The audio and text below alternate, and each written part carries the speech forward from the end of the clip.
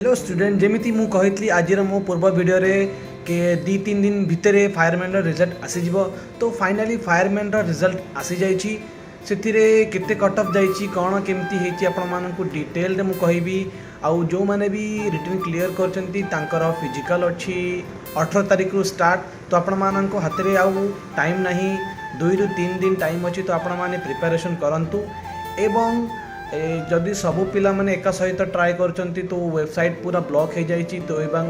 result ठीक से check हो पारुनी तो जो मानू रिजल्ट चेक करने प्रॉब्लम होची तो से माने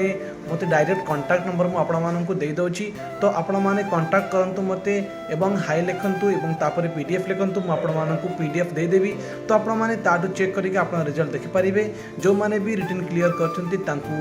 ऑल द बेस्ट आउ जो माने भी रिटन क्लियर करचंती से माने 18 तारीख को फिजिकल स्टार्ट हो